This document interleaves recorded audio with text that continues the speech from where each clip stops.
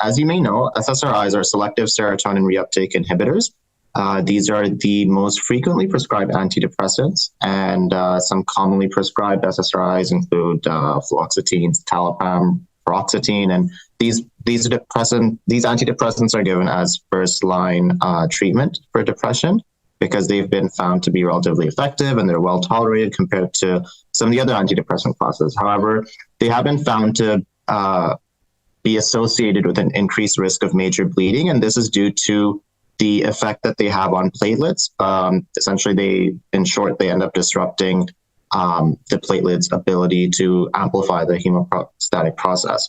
So it has been found in several studies that SSRIs are associated with an increased risk of GI bleeding and even intracranial hemorrhage.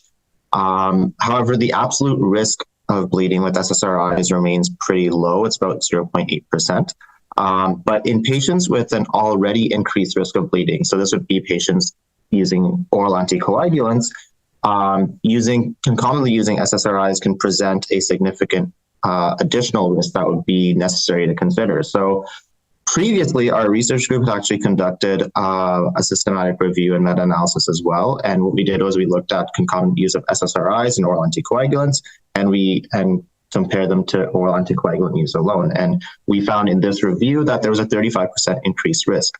But even though we did find an association, this information itself was not actionable at the time because we still needed to be able to assess specifically in different groups whether or not the risk varies, what the clinically relevant risk period was. So that's what led us to this study, which is a population-based nested case control study. And we assess, again, whether the concomitant use of SSRIs and OACs was associated with the increased risk of major bleeding compared with oral anticoagulant use alone. But we were also interested really in looking at whether this risk varied according to patient characteristics and clinical characteristics, like the type of medication that they were using, or age or sex, or also we wanted to see if the risk varied according to duration of use.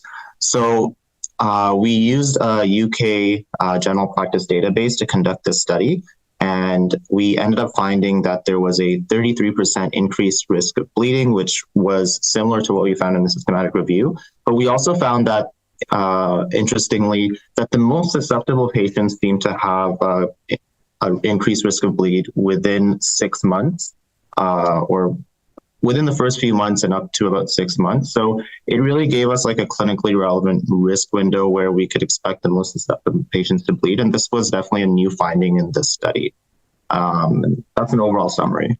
So one of interest was we really wanted to look at whether there was a difference depending on if you used direct oral anticoagulants, DOACs, or VKAs. And we saw that the risk was slightly lower in patients using DOACs, which is what we would have expected given what we know about the mechanism between these drugs. And also this coincides as well with clinical guidelines today where DOACs are recommended over VKAs. So we found a difference there, and that was interesting as well.